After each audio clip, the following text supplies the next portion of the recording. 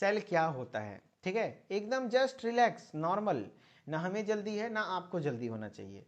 देखो भाई, cell basic structural and functional unit of life है, यानी कि जीवन का सबसे आधारभूत कार्यात्मक एवं संरचनात्मक इकाई किसको कहते हैं, बताओ, सेल को कहते हैं।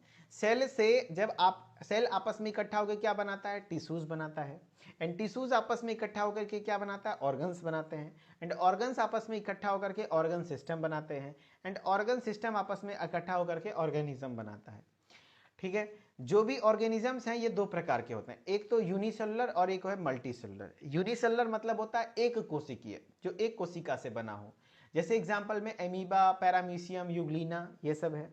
जबकि कुछ ऐसे होते हैं जो मल्टी सेलुलर हैं, जो बहुत सारी कोशिका, जैसे हम लोग प्लांट्स और एनिमल्स, ये सब मल्टी सेलुलर है। अब जो कोशिका होते हैं मुख्य रूप से दो प्रकार के हैं, एक है प्रोकैरियोटिक और एक है यूकैरियोटिक। तो प्रोकैरियोटिक थोड़ा कम डेवलप होता है, ये किस में पाया जाता है, बैक्टीरिया वगैरह में। किस में पाया जाता है बताओ, तो बैक्टीरिया वगैरह में, जीवाणु वगैरह में। इसमें खास बात क्या है, तो वेल डेवलप्ड न्यूक्लियस नहीं होता है। क्या नहीं होता है, जो अच्छा डेवलप्ड न्यूक्लियस है वो नहीं पाया जाता, एंड जितने भी मेम्ब्रेन बाउंड ऑर्गेनल्स हैं वो भी नहीं पाए जाते हैं। जबकि यूकैरियोटिक सेल में वेल मेम्ब्रेन बाउंड न्यूक्लियस भी पाया जाता है, एंड आपके अच्छे अच्छे मेम्ब्रेन बाउंड ऑर्गेनल्स भी होते हैं, जैसे एग्जांपल में प्लांट्स और एनिमल्स हो गए। जबकि इसका एग्जांपल प्रोकैरियोटिक का क्या है, बैक्टीरिया है।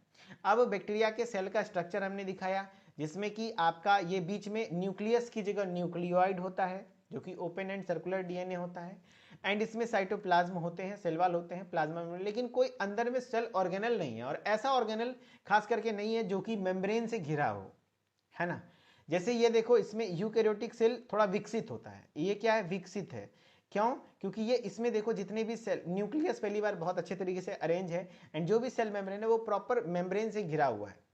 तो एक घर जिसमें कहीं पे भी अंदर में दीवार ही नहीं है, कहाँ पति पत्नी सो रहा है, कहीं क्या कर रहा है नहीं कर रहा है, कुछ पता ही नहीं चल रहा है ना, जो जहीं तहीं घुस जाएगा, ससुर भैसुर का कोई लाज इज्जत नहीं होता है ना, कि सामने आमने सामने हो जा रहा है, वो घर। और दूसरा घर है जिसमें प्रॉपर कमरा बना हुआ है, बेडरूम, है ना, जिसमें आप अपना पति पत्नी क्वालिटी टाइम स्पेंड करते हो, जिससे कि आपके घर के बड़े बुजुर्गों को कोई डिस्टर्बेंस नहीं होती है। तो बताओ कौन सा विकसित होगा, तो जिसमें कमरा बना हुआ है, तो वही मेम्ब्रेन से घिरा हुआ है। तो वैसे यूकैरियोटिक सेल थोड़ा विकसित होता है, जो कि हम लोगों में पाया जाता है, एनिमल्स और प्लांट्स में। इसमें प्रॉपर अच्छे तरीके से, है ना, कवर्ड होता है। जबकि प्रोकैरियोटिक सेल में ये चीज़ें नहीं होती हैं। अगर आपके मन में अभी भी कोई कन्फ्यूजन है तो मैं सिंपली बताना चाहूँगा